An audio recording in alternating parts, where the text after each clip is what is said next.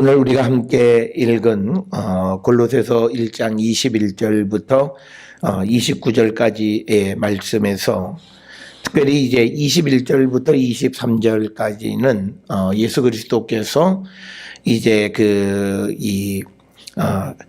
골로새 교회 성도들을 하나님과 화해하게 하기 위한 그 역할을 하셨고, 그리고 이제 사도 바울에게는 그 교회를 위해서, 이방 교회를 위해서 복음을 전하는 사명을 주셨다라고 하는 내용이 24절로부터 29절까지 이렇게 기록이 되어져 있습니다. 특별히 오늘 주시는 본문의 말씀 21절에 보면 예수 그리스도를 몰랐을 때 사람들은 악한 행실 속에 거하는 자들이다, 이것을 분명하게 말씀하는데, 오늘 주시는 본문의 말씀에서는 이것을 이 마음으로 원수가 되어 있던 너희라고 하는 이 표현을 사용합니다. 그러니까 우리는 예수를 믿지 않는 사람들과 우리와의 관계는 원수다라고 하는 겁니다. 이게 영적인 관계입니다. 그래서 우리가 안 믿는 사람들과의 관계를 우리가 맺을 때 굉장히 우리가 조심해야 되고, 그리고 자기 자신도 모르게 그들로부터 영향을 받지 않도록 영적으로 무장하고, 그리고 어쨌든 우리가 영적으로 그들을 이겨야 합니다. 그래야 우리가 그들로부터 나쁜 영향을 받지 않고 오히려 우리가 가지고 있는 그리스도를 전할 수 있는 기회를 얻을 수 있다는 거예요. 그런데 우리는 많은 사람들이 이 관계에 대해서 분별력이 없습니다. 그러니까 우리가 세상 친구를 그럼 만나지 말라는 얘기가 아니라, 만나더라도 우리에게는 목표가 있다는 거예요. 그것은 그들을 주께로 인도해서, 그래서 그들을 하나님 앞에 세우는 것, 그게 우리가 해야 될 그 사명이고, 그러기 위해서는 그들이 예수 그리스도가 없을 때는 그들은 악하다라고 하는 전제를 꼭 가지셔야 돼요. 우리는 저 사람이 교회 예수를 믿지 않는 것을 빼놓고는 참 선하다, 이 말이 얼마나 틀린 얘기인지를 우리는 분명히 기억하셔야 되고, 아무리 선한 일을 하는 것처럼 보여도 그가 그리스도 예수가 없이 하는 그 모든 일들은 인간의 목적을 위해서 하는 일이라는 거예요. 그래서 그 선한 일 자체가 온전히 선한 것이 되어질 수 없다. 성경에서는 우리가 그리스도 예수 안에 있을 때 온전한 자가 될 수 있어요. 그리고 그리스도 예수 안에 있을 때 우리가 하는 것도 정말 우리가 진실된 것이 전달되어질 수 있으려면 그것은 우리가 그리스도 예수 안에 있을 때예요. 그래서 오늘 주시는 말씀의 전에 악한 행실로 멀리 떠나 마음으로 원수가 되었던 너희를, 그래서 바울은 골로새 교회 성도들이 예수를 영접하기 이전의 모습에 대해서 이제 설명을 하는 거고요. 이런 말씀은 디도서 1장 16절에 보면 하나님을 부인하고 가증한 자고 복종하지 않는 자, 그래서 모든 선한 일을 버리는 자들이 예수를 믿지 않는 사람들의 특징이에요. 그래서 우리가 성경에서 이야기하는 악하지 않다라고 하는 말의 가장 중요한 기준은요, 우리가 생각하는 도덕적 기준이 아니라 그가 하나님의 말씀에 대해서 어떤 자세를 취하느냐는 거예요. 하나님의 말씀에 대해서 자기가 종교적인 것 그런 건 잘 모르지만 그 말씀은 참 좋은 말씀으로 받아들이는 사람이 있고요. 어떤 사람들은 그 말씀 자체를, 하나님 말씀 자체를 무시하는 사람이 있어요. 물론 예수를 믿는다 하는 교회를 다니는 사람들도 무시하는 사람들도 있는데 그건 예수 믿는 거 아니라는 거예요. 그러니까 오늘날 우리가 살아가는 이 세상에서 믿음의 삶을 사는 자들이 하나님의 말씀대로 살지 않는 모든 사람은 영적으로 나의 원수이고 하나님의 원수이라는 사실을 기억하셔야 돼요. 그래서 심지어 오늘날에는요, 목사들도 하나님의 원수들이 있어요. 그러니까 이게 무슨 소리냐? 그게 우리의 현실이라는 거예요. 하나님의 말씀을 듣지 않으면 그는 하나님과 원수된 자예요. 그가 교회를 다닌다, 그거는 사람의 제도예요. 하나님 앞에 하나님의 말씀을 듣지 않는 자들은 원수. 오늘 주시는 이 본문의 말씀에서도 멀리 떠나 원수가 되었던 너희들, 이방인들, 복음을 듣지 않고 예수의 말씀을 듣지 않았던 이들 다 원수고요. 그리고 예수님이 이 땅에 오셔서 예수님이 복음을 선포하셨을 때 자기의 동족 유대인들 다 원수였죠. 예수의 말씀을 듣지 않았잖아요. 그랬을 때 예수님 뭐라 말씀하셨어요? 너희들은 그 심판을 피할 수가 없다. 그리고 너희들은 내가 가는 곳에 올 수가 없다.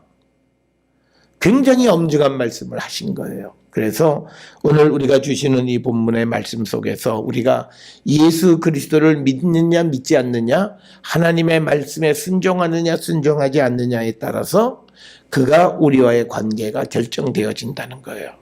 그러니까 내가 육적인 사람이다 아니다라고 하는 것은요, 그냥 그래요. 내가 교회도 다니지 않는 친구들을 그렇게 그 사람의 일에 내가 목을 메고 심지어는 교회 일까지도 캔슬해요. 그건 분명 그건 육적인 사람이에요. 이유가 필요 없어요.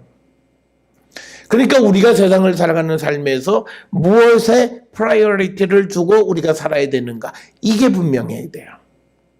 오늘날 우리가 세상을 살아가는 이 사람들이 가족 이기주의에 아주 똘똘 뭉쳐 있어서 이 가족 이기주의는요, 그리스도의 부르심보다 더 강력해요.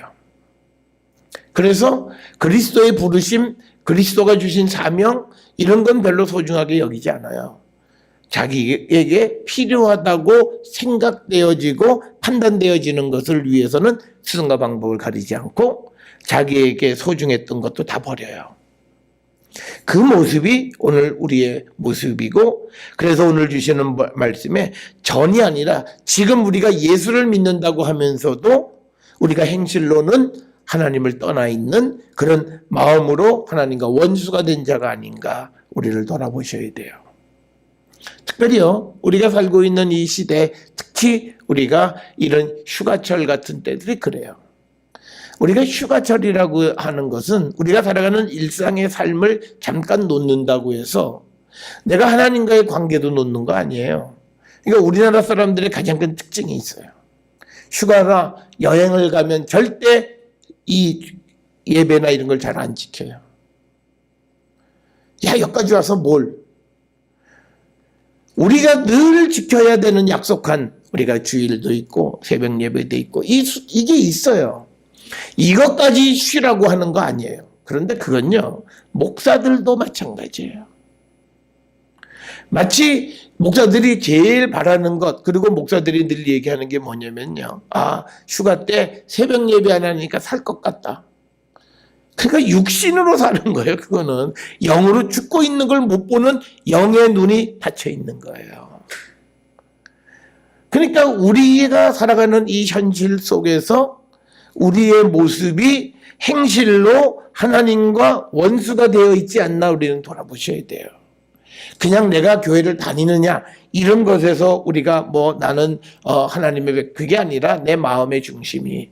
그래서 저는 늘 이 복음의 믿음의 삶은요, 혼자 있을 때 그가 어떻게 하느냐, 혼자 있을 때 그가 어떻게 하나님을 생각하고, 아무도 보이지 않는 곳에서 내가 하나님 앞에 어떻게 예배의 제단을 쌓고 말씀을 보고 그리고 기도하는 삶을 살아가는가.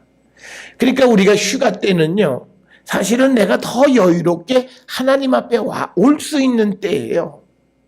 보통 때는 일이 바쁘고 힘들고 그래서 못했습니다. 그러면 그 일을 놓는 시간에는 하나님께 와야 되잖아요. 근데 우리는 그렇지 않아요.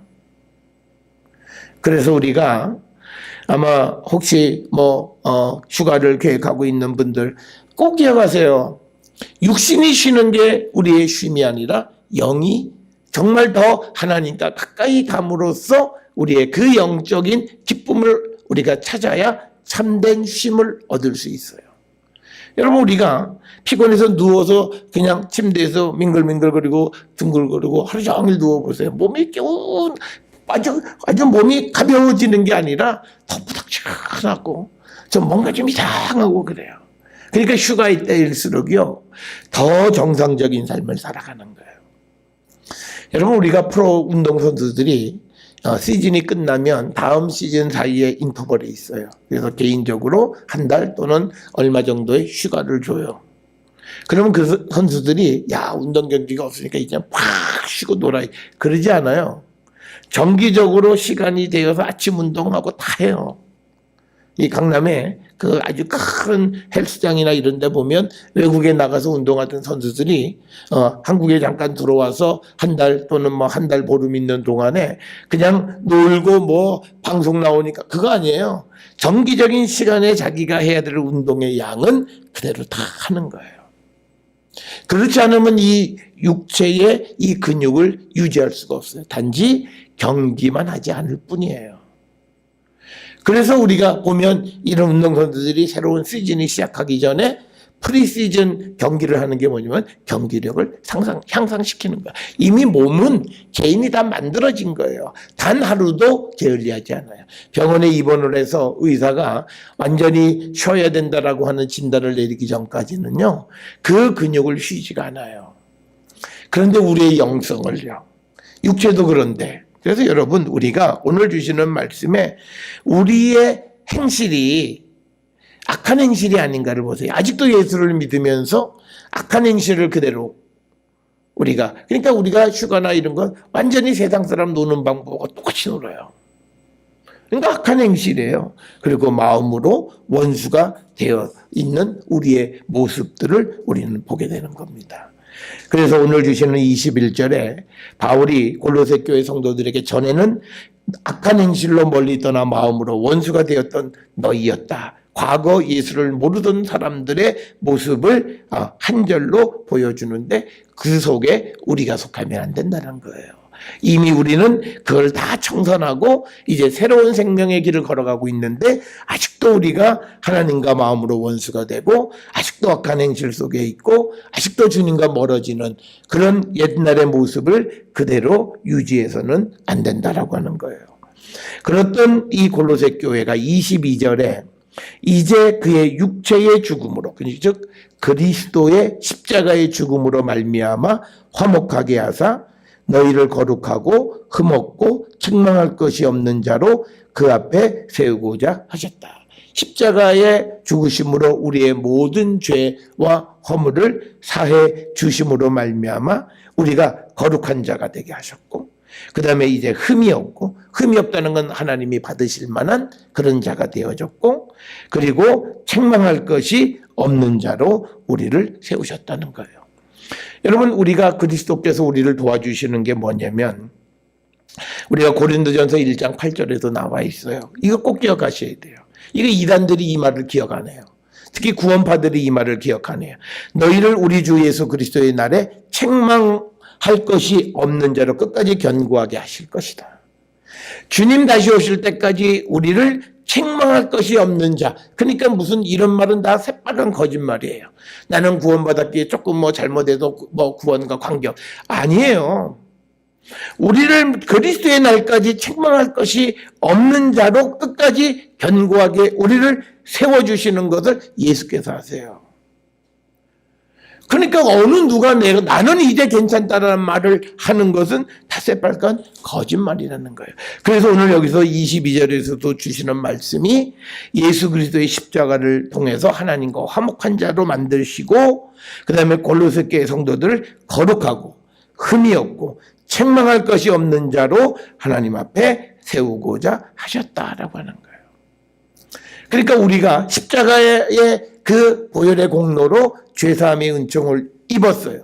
우리는 여기서 끝나요. 그 다음에 거룩하고 흠없고 책망할 것이 없는 자로 그 주님 앞에 세워지는 것, 그것도 주님이 우리를 위해서 하시는 거예요.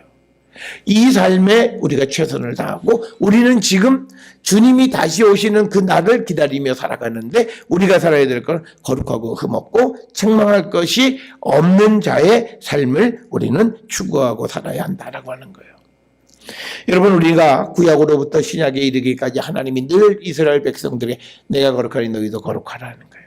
구별되라는 거예요. 그러니까 구별되라는 건 뭐냐면 과거와 지금이 다른 거예요. 예수를 믿을 때와 믿지 않을 때가 다른 거예요.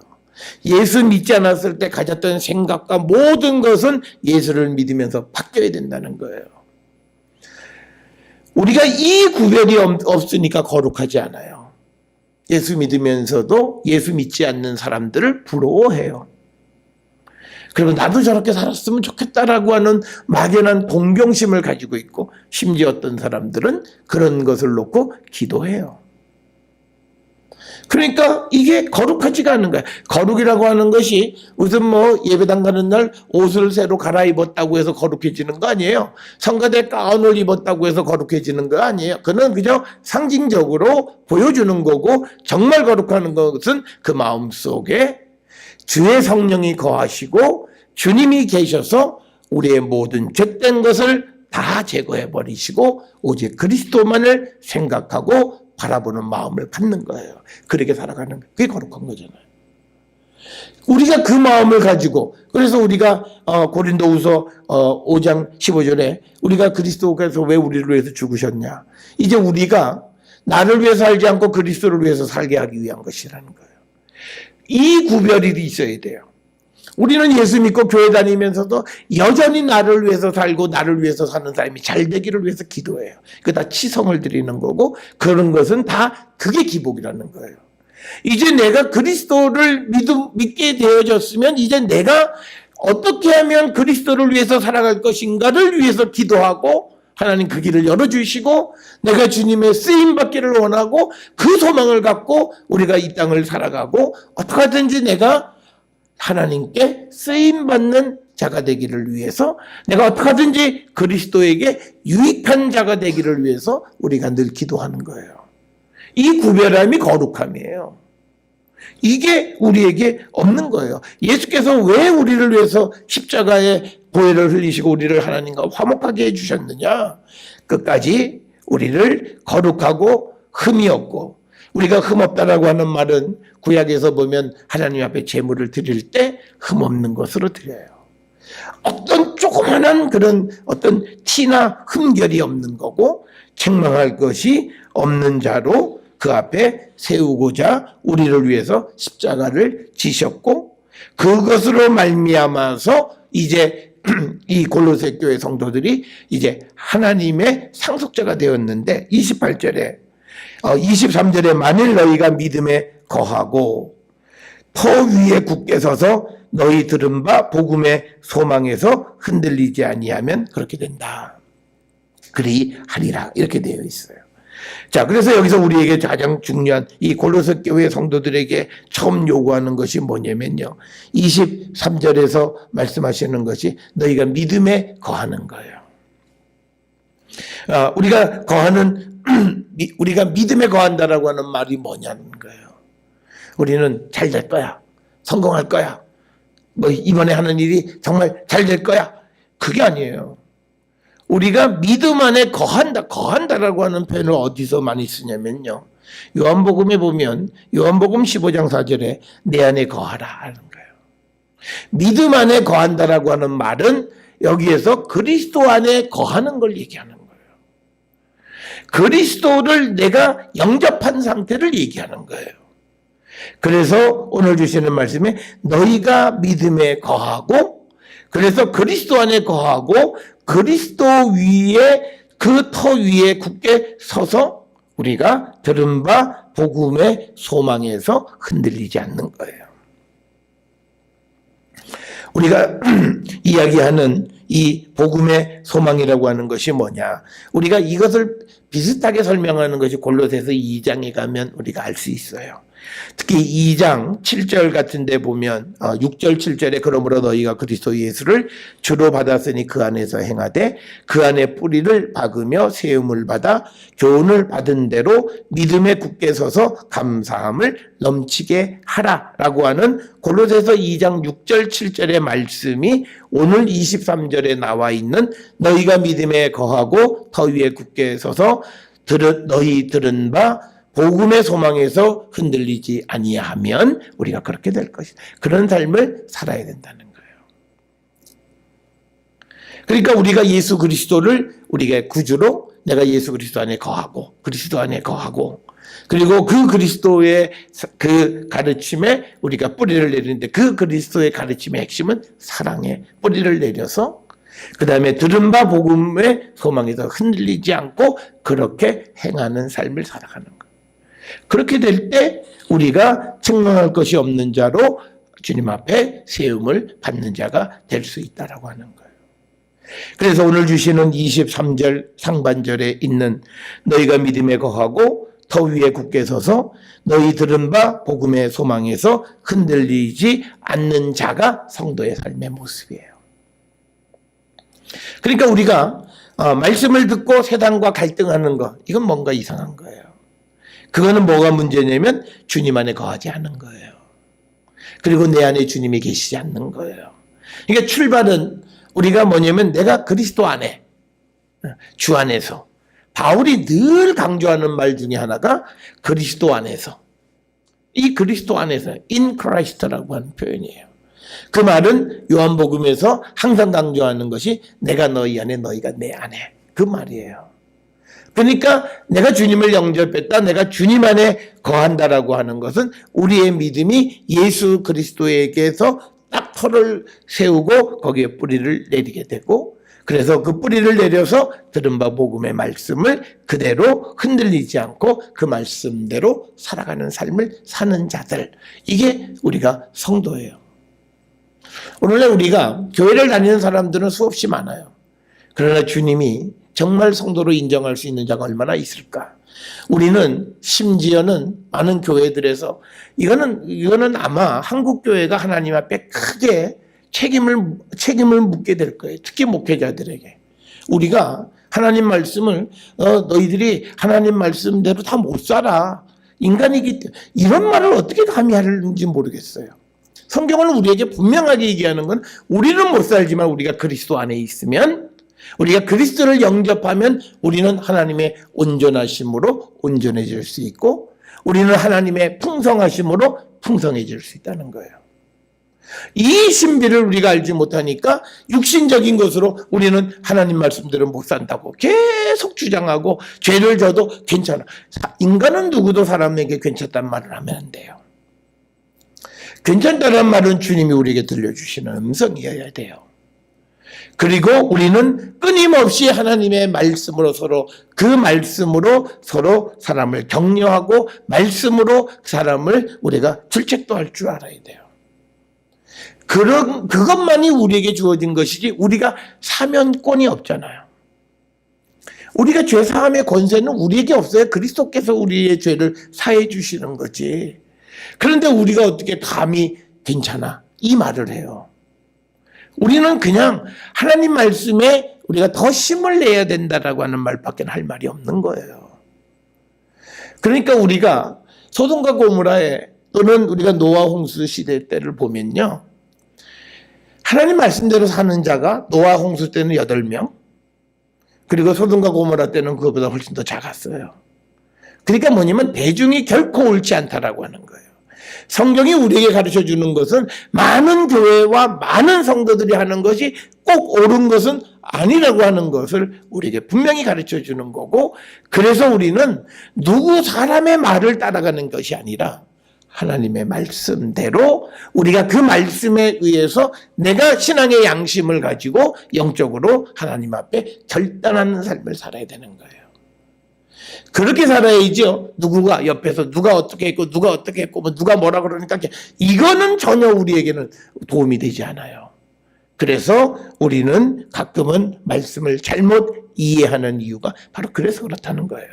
그래서 오늘 주시는 23절에 우리가 믿음에 거하고 터 위에 굳게 서서 들은 바 복음의 소망에서 흔들리지 아니하면 우리가 마지막 주님 오셨을 때에 우리가 거룩하고 흠없고 책망할 것이 없는 자로 주님 앞에 세움을 받을 수 있다는 거예요. 이 삶을 우리가 이 땅을 살아가면서요, 하나님 앞에 우리가 우리의 구원을 위해서 기도하지만 우리가 날마다 이러한 삶을 온전히 이루어갈 수 있도록 주님 우리를 도와주시기를 위해서 기도해야 돼요. 그게 우리가 영혼을 위해서 기도하는 거예요. 그러니까 바울은 이 골로새 교회 성도들에게 핵심을 얘기하는 거예요. 너희들의 믿음과 사랑을 내가 들어서 너희들이 참 잘하니까 참 좋다. 그렇지만 그걸로 끝난 게 아니야. 칭찬만 해주는 게 아니야. 끝까지 너희들이 믿음에 굳게 서고 거기에 털을 내리고 뿌리를 내리고 그 들은 바 복음의 말씀대로 너희들이 흔들리지 않고 살아가라. 여기서 흔들리지 말라고 말한 이유는 딱 하나예요. 이단의 거짓 선생의 유혹이 들어오는 거예요. 그러니까 너희들이 들은 복음의 말씀에서 조금도 흔들리지 말라고 하는 이 바울의 당부의 말씀이 바로 이거고, 에바브라를 통해서 복음이 전해졌는 그 들은 복음의 말씀에서 흔들리지 말라는 거예요. 우리는 믿음이요, 어떤 사람인가, 여러분의 믿음이 바른 믿음이냐 아니냐는 이거예요. 내가 성경을 통해서 하나님의 말씀을 깨달았는데 누구의 설명을 듣고서 그렇고 참 그거 멋있다, 이것 역시 아직 여러분들이 말씀에 바르게 뿌리 내리지 않은 거예요. 보세요, 우리가 바르게 딱 가운데에 딱 정치 바른 그 이해를 하고 있으면 누가 어떤 설명을 해도 감동할 게 없어요. 왜? 이미 내가 다 그 말씀의 핵심에 딱 뿌리를 내리고 있잖아요. 다른 게 없잖아요. 그런데 우리는 듣는 것에 따라서 이게 왔다 갔다 하는 것은 내 말씀의 뿌리가 바르게 딱 뿌리를 내리지 않았다는 증거예요. 그걸 우리가 분명히 아셔야 돼요. 그래서 우리는 항상 하나님의 말씀과 내가 씨름해야 돼요. 내가 말씀을 써보고 말씀을 찾아보고 그래서 그러니까 우리는 그렇게 얘기하면 그래요. 무슨 신학 공부하냐, 목사 되려냐, 그게 아니라 우리가 이 성경의 말씀이 우리의 생명의 근원이라고 고백하잖아요. 그러면 내가 이 말씀을 가지고 앞으로 몇십 년, 심지어는 100년 가까이를 내가 살아가는데 이 말씀에 정말 그 의미가 무엇인지를 알아가는 것은 우리에게 굉장히 소중한 일이에요. 그걸 제대로 뿌리내리지 못하면요, 밤낮 남 쫓아만 다니는 사람들이 있어요. 우리가 목사님들 보면 목회하면서 밤낮 밖에 사는 쌤이나 쫓아다니는 분들이 있어요. 우리가 좋게 보면 배우는 열정이 있다는, 그게 아니에요. 듣지 않으면 뭐가 나오질 않아요. 그거는 문제예요. 여러분, 우리가 예수님 뭐라 그랬어요? 내가 주는 물은 영원히 마르지 않는 생수고 영원히 그치지 않고 흘러나오는 물이어야 돼요. 그게 내 속에 없어요. 그러니까 항상 밖에서 누가 펌프질을 해줘야 돼요. 항상 누가 물을 길어줘야 돼요. 그래서 그걸 가지고 살아요. 성도도 마찬가지예요. 누가 자꾸 그거를 길어줘서 그걸 가지고 우리가 살아가는 삶은 좋은 건 아니에요. 그러니까 뭐가 되냐면 그러니까 우리나라의 교회 성도들의 특성이 있어요. 그리스도의 제자가 아니라 어느 목사의 제자예요. 이건 굉장히 잘못된 거예요. 이거는 우리가 이단과 똑같은 거예요. 사람의 말을 따르는 거예요. 그래서 우리가 물론 그렇게 내가 성경을 보는 것에 위험도 있지만, 그러나 우리가 성경 말씀의 다른 것과 우리가 비교해 보면서 그 말씀을 1, 2년 또는 3, 4년 내가 깊이 묵상해 보는 그 시간이 있어야 돼요. 그래서 말씀에 의해서 흔들리지 않는 그런 뿌리가 딱 내려지고, 그래서 내가 살아가야 할 삶의 방향이 그러니까 내가 방향을 찾았는데 그대로 못 사는 거는 조금 다른 문제예요. 그런데 오늘날 사람들은요, 잘못된 방향으로 가면서 자기가 맞다고 생각하는 게 그게 더 큰 문제예요. 틀리고 죄진 사람이 자기 죄를 보지 못하고 자기가 옳다고 입을 떠드는 게 그게 문제인 거예요. 그래서 오늘 우리가 주시는 이 본문의 말씀에 들은 복음에서 흔들리지 않아야 된다. 그러면서 이 복음은 천하 만민에게 전파된 바요, 나 바울은 이 복음의 일꾼이 되었다. 그러니까 내가 목숨을 걸고 그리고 지금 옥에 갇혀서 이 편지를 보내는데 이 복음을 위해서 나는 생명을 바친 사람이고, 너희들은 들은 그 말씀에 흔들리지 말고 그 말씀대로 살아가라는 거예요. 그렇게 되어지는데도 옆에서 거짓 선생들이 계속 이 골로새 지역과 우리가 빌레몬에서도 보았듯이 여러 가지 그런 흔들리는 그런 말씀들을 통해서 거짓 선생들이 계속 유혹을 한다라고 하는 겁니다. 그런 속에서도 흔들리지 않는 믿음, 들은 바 복음의 소망에서 흔들리지 말라고 하는 이 말씀을 통해서 오늘 우리도 말씀에 깊이 뿌리를 내리셔서 흔들리지 않는 믿음을 갖는 성도들이 되어야 돼요. 요즘은 인터넷, TV, 유튜브 이런 데 보면 수없이 많은 말들이 많아요. 그러니까 물론 우리도 그 일에 한 일을 하지만요. 가장 중요한 것은요. 내가 복음을 안에 뿌리를 내려야 돼요.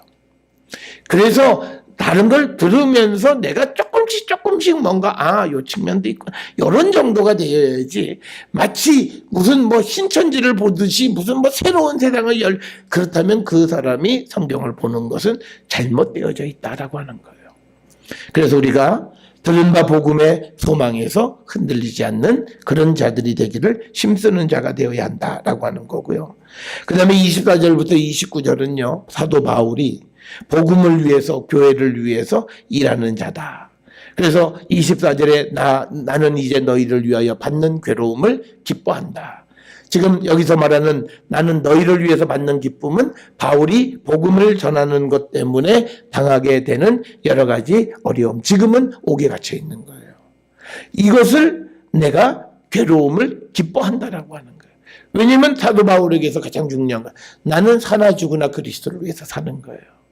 그렇기 때문에 내가 옥에 갇혀 있느냐 아니냐가 중요한 게 아니라 내가 그리스도를 위해서 살 수만 있다면 그게 가장 큰 기쁨이에요. 그러니까 이 바울에게 잡혀 있을 때 제자들이 선생님 타러 가자고 계속 권면을 해도 그거를 거절하고 계속 그 죽음의 길을 걸어가셨던 가장 큰 이유는 내가 그 순간이 복음을 위한 것이고 그리스도를 위하다면 그건 내게 가장 큰 기쁨이에요. 그러니까 내 기쁨을 뺏지 말라는 거예요.